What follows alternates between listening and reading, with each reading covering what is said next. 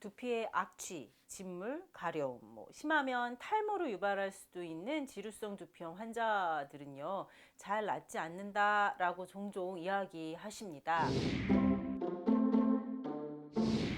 지루성 두피염은 반드시 내치와 외치가 병행되어야 하는 질환입니다. 두피를 청결하게 머리를 잘 감는 방법이 외치의 포인트이고요. 몸 안에서 염증이 반복되지 않도록 치료하는 것이 내치에 해당합니다. 외치와 내치가 병행이 된다면 지루성 두피염은 치료 예후가 좋은 질환입니다. 두피에 비듬과 같은 인설, 열감, 가려움, 진물, 뾰루지, 악취, 지루성 두피염의 증상은 다양합니다. 심할 때는 두피 염증이 반복되면서 탈모로 발전할 수 있기 때문에 치료가 반드시 필요한 질환이죠. 그런데 지루성 두피염 환자분들이 공통적으로 하시는 말씀이 치료가 잘 안 돼요 라고 하는 말씀입니다.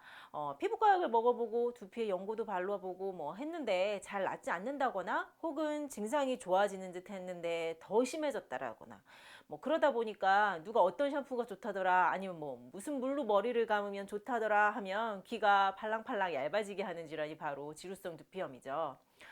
그런데 이제 결론만 말씀을 드리자면 물론 사람에 따라 정도에 따라 심한 정도의 차이에 따라 다를 수 있겠지만 또 치료 기간이 달라질 수는 있겠지만요. 지루성 두피염 올바른 치료가 바탕이 되면 예후가 좋은 질환입니다. 그리고 지루성 두피염 치료에 중요한 것은 올바른 관리법과 치료가 반드시 병행되어야 한다는 것입니다. 보통 지루성 두피염 환자들이 처방받고 사용하는 샴푸는 항진균 작용이 있는 샴푸죠. 많이 들어보시기를 니조랄 같은 제품이 대표적입니다.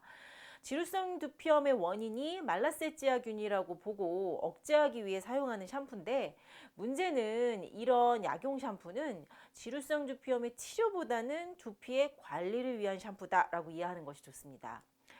말라세치아균 자체가 두피염의 직접적인 원인인지 아닌지 이런 거는 서열이 분분한데 두피에 염증이 생기고 열이 나고 각질이 생기고 진물이 나는 환경이 되다 보니까 말라세치아균이 증식이 쉽게 되고 그러므로 말라세치아균이 많아질 수 있다. 그래서 지루성 두피염이 생긴다. 아니면 지루성 두피염 환자들의 말라세치아균이 많다라고 이해하는 것이 좋습니다. 물론 이제 진균의 번식이 심해진다면 그로 인해 가려움이나 염증은 더 심해질 것입니다. 그래서 항진균 작용을 하는 샴푸를 사용하긴 하지만 이제 원인이 말라세치아균이다. 그래서 원인 제거를 위한 치료다라기보다는요. 두피를 청결히 하는 환경을 조성하기 위함이다라고 이해하는 것이 옳을 듯합니다. 따라서 물론 약용작용이 있는 샴푸를 사용하는 것도 좋지만요. 좀 더 중요한 것은 샴핑을 할 때 꼼꼼하게 두피 표면을 잘 닦아내는 것, 이제 물도 충분히 두피까지 적셔주고 두피 표면을 살살 부드럽게 꼼꼼하게 닦아내는 것이 가장 중요합니다. 그리고 이제 혹시라도 손톱이나 뾰족한 빗 등으로 두피에 간지럽다고 긁음으로 인해 상처를 만들어서 2차 감염이 되지 않도록 관리하는 것도 또한 중요합니다. 그리고 무엇보다 더 중요한 것은 올바른 치료법입니다. 여기서 치료라 함은 스테로이드를 복용한다거나 두피에 연고를 바른다거나 해서 염증을 일시적으로 억제해 주는 것이 아닙니다. 이렇게 치료한 경우에는 대부분 곧 지루성 두피염은 더 악화됩니다. 두피도 피부의 일부분입니다. 이제 피부의 반복된 염증에 정확한 체질 진단, 그리고 피부의 이상 면역 반응을 해결해 주는 것, 그리고 생활 교정을 통해 재발을 방지해 주는 것이 피부에 필요한 것처럼 두피염 치료에도 정확한 체질 진단과 생활 교정, 그리고 치료가 반드시 필요합니다.